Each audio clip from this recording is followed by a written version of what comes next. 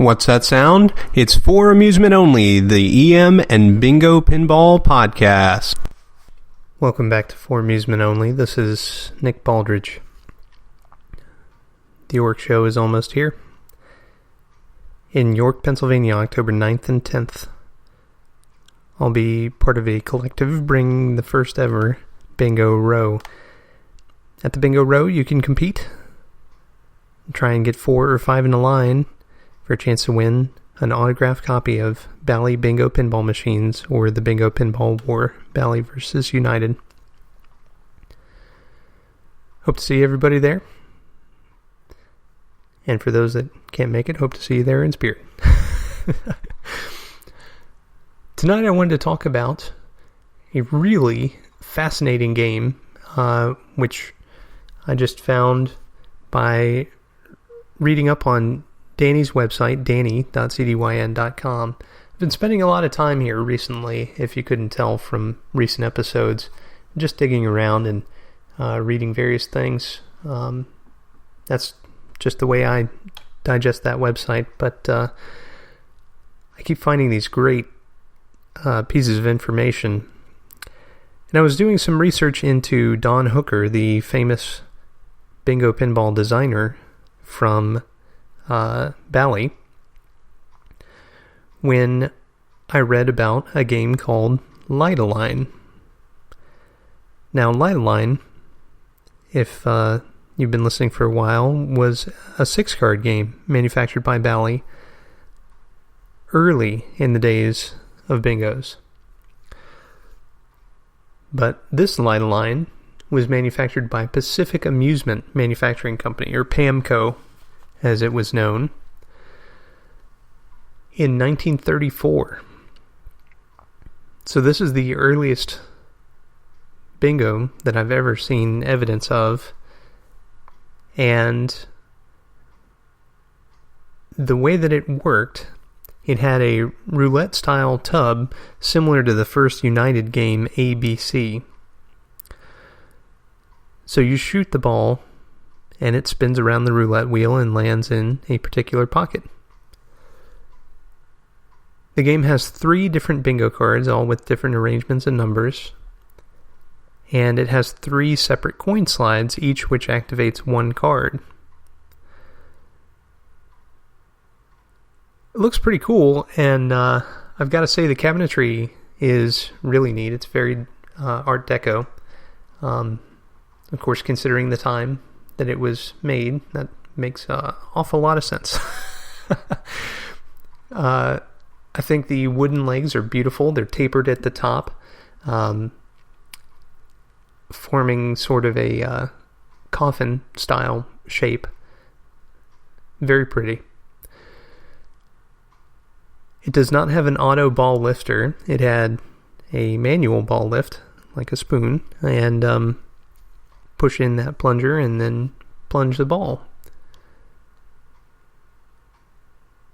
Now, from the looks of it, you can nudge the machine, certainly, but you have very little control over it, much like in roulette. So, what's fascinating about this game, aside from all this, in 1934, it was a plug-in game, meaning it plugged into a socket, as opposed to using a battery. But like earlier games, it had an automatic shutoff. Now, this would prevent bulbs from wearing out and issues with things being active when they shouldn't be. But, as I said, before I got distracted by reading the flyer, this game was designed at Pacific Amusements, and it appears that Don Hooker was working at Pacific Amusements at this time. In reading through an interview that he gave, Bally hired him shortly after this Lite-A-Line came out. Now, Don Hooker is a fascinating figure in the pinball industry, and especially for bingos. And I'm looking very much forward to talking about him more in future episodes. But for today, I wanted to leave you with the verbiage from this flyer from 1934. Lite-A-Line, just what the name implies. Light up a line of numbers in vertical or horizontal order. Insert 1 coin to complete the paying circuit on 1 scoreboard, 2 coins to double your opportunities, 3 coins for complete triple play. Drive the ball skillfully around the specially constructed score-drome. I think there should be more score-dromes these days. The moment a ball comes to rest in any hole, out flashes a number corresponding to the hole occupied. Another flash and more, here, there, and everywhere on the 3 award boards. You're going to light up a line, balls whirl in amazing fashion, popping, bouncing, trickling into contact holes. You do it once, you try again and again. Mr. Operator, if you've ever recognized a winner before, if you've any idea of what the paying public takes to instantly and stays with constantly, insist on seeing Lite-A-Line's marvelous action. Insist on knowing what heavy cash results Lite-A-Line is getting. Then operate Lite-A-Line for these astounding earnings that Lite-A-Line and its high-class locations surely provide.